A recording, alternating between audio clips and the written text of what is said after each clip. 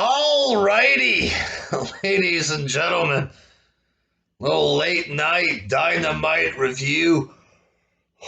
Feeling tired after watching this shit. God, Jesus Christ.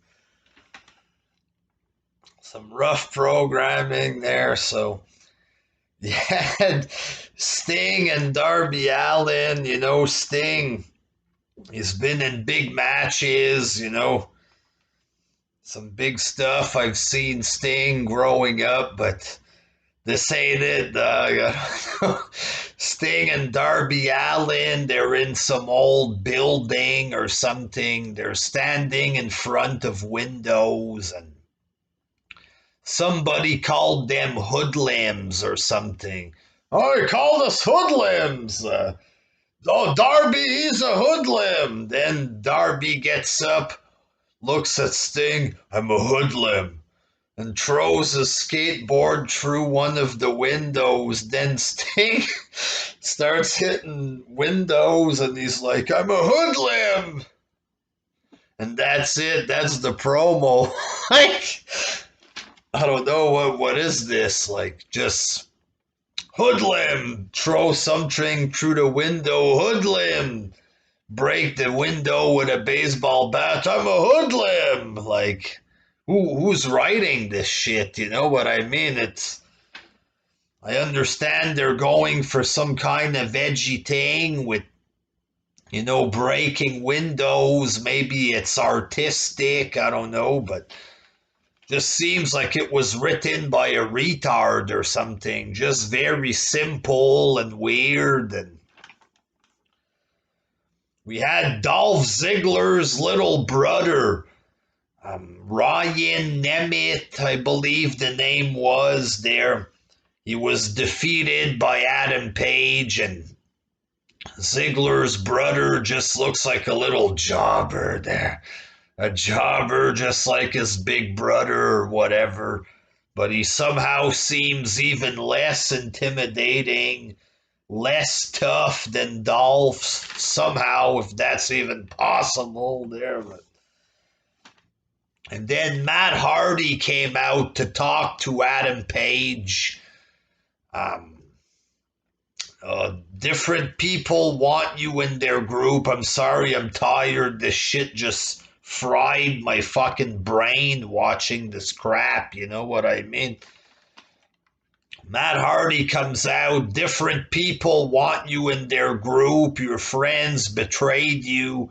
I don't want anything from you. I just want you to come change in my locker room. Apparently, Adam Page, he's changing near catering. He's changing in the hallway near catering. Apparently, he just gets in the nude near catering or whatever. And Matt Hardy wants him to go get naked in his locker room or something. I don't fucking know, but what an offer there. Apparently, this is a big offer. Matt Hardy invites him to get dressed and to take his clothes off in Matt Hardy's locker room. And I don't know. I think they're running out of ideas there. Come change in my locker room, guy. Is that the best they can do with Dolph Ziggler's little brother, and we're supposed to be impressed with this horse shit or whatever? You had a Moxley promo, so it's Moxley and I think the Lucha Brothers against Kenny Omega and the Bullet Club or whatever. And pretty much Moxley is mocking the booking himself in the promo. Gang warfare, these guys were friends and now they're fighting, or fucking these guys used to be friends with Eddie Kingston. They're not friends with him no more. Now they're teaming with me. Basically, he was talking about how the booking is retarded, in other words, there, which it is. You know what I mean? It's pretty sad when the story's so fucking retarded and ridiculous there. that the guy cutting the promo is making fun of it himself. You know what I mean? I've never seen a company mocking their own booking, during the actual storyline itself, because it's so damn stupid. And we had Jericho and MJF in the tag team match against Brian Pillman and his jobber friend or whatever. And Jericho hit the lion salt there, and they went to town with this because last week he botched it horribly, landed on his head pretty much there. And this week he did the lion salt, and then Tony Schiavone, well, how was that one? And then they get on their high horse. Oh, now that's a lion salt, guys. You know what I mean? Because he did a horrible botch last week. People criticized it, rightfully so. So then he hits the move and they get on their high horse like they're better than other people. There, yeah, he hit his move. Fuck off there, you fucking amateurs. Fuck. And then there was a video clip of Shaq talking shit about Cody Rhodes. Last time he was cool with Cody there, but this time he's pissed off at him. Why? I don't fucking know. I still don't know why Shaq would be upset with Cody. There's no sense to it. And then Cody said it was supposed to be a tag team match. Shaq and that jobber girl against Cody and his wife, but his wife is pregnant. And he says Arn Anderson is going to decide what to do. We already know that Red Velvet is going to be his partner. She was out there last week or the week before, right? We already know this. And they're acting like they don't know what's going to happen for some reason there. And then Arn Anderson starts talking for nothing, straight up, for like 5 minutes. For talking, I guess, to fucking set up this Red Velvet girl to come out there. It was so fucking cheap. This unknown jobber girl, Red Velvet, comes out, cuts a boring promo.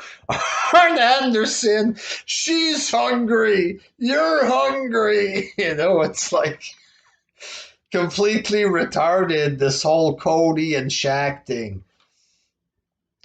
We had Eddie Kingston versus Lance Archer. Eddie Kingston won.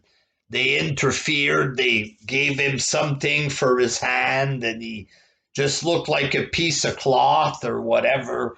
He gives him the back fist, and he pins a 6'7" guy or whatever there. But this match was supposed to be a brutal match. He had a couple of dangerous looking moves. That choke slam on the other side of the ropes onto the ring to the outside looked a little bit badass or whatever there. But the match just seemed goofy. Lance Archer getting near the camera, making weird faces, and just at some point I laughed at Archer. Like, he made me legit laugh, but it's supposed to be like a serious match. I'm not supposed to laugh at it. You know what I mean? But it's so fucking bad and stupid looking that I'm laughing at it. You know what I mean? Jungle Boy defeated Dax Harwood. After the match, they FTR attacked them there. Tully Blanchard got involved. He's like 90 years old, jumping off the second rope to do his finishing move from the 1970s that nobody knows anymore or whatever. He could have fucking died doing this shit straight up. And they want to talk against legends in WWE. This guy is almost walking with a cane in the ring, for God's sake. And then they tie up Luchasaurus. They cut off his horns or whatever. It's like, what the fuck is this? Is this a cartoon I'm watching? Or They talk about WWE being PG. It's a fucking retard dressed up like a dinosaur. They cut off his plastic horns and they act like it's a big thing. Get the fuck out of here there. You had the Good Brothers and the Young Bucks. They defeated the Dark Order. Afterwards, Young Bucks, they say that there's some type of match to decide the number one contendership for the tag team titles.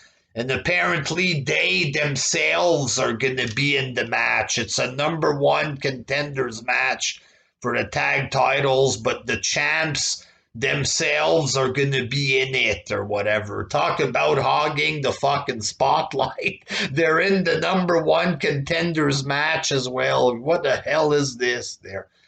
And if they win, they get to pick their opponents, and then they looked at the Good Brothers. Like if they're going to fight them, they do the too sweet thing. Ray Phoenix comes out, he gets beat up. Dean Ambrose or Moxley runs out. He cleans house or whatever. Kenny Omega runs out and he receives his finisher right away there. So Omega, the world champ, was out there for 2 seconds or whatever. Not that I mind, the less Omega, the better or whatever, but it just seemed really cheap, like something in TNA.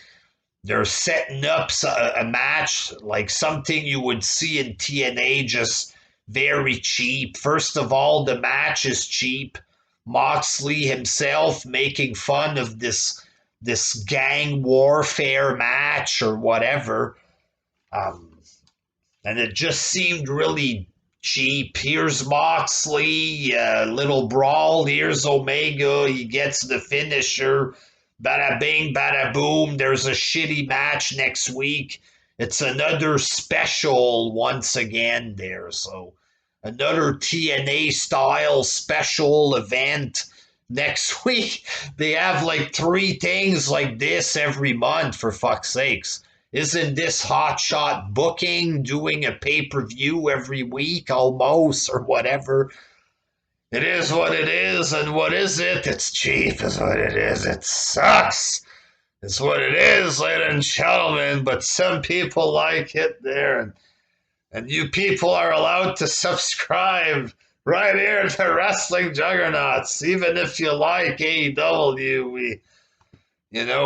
I might not like what you like. I might think you're a mongoloid, but feel free to subscribe if you want. It might help you. Maybe you can grow out of this retarded fan base or whatever. So, yeah, that's about it there. Enough rambling for tonight there. Until next time, peace.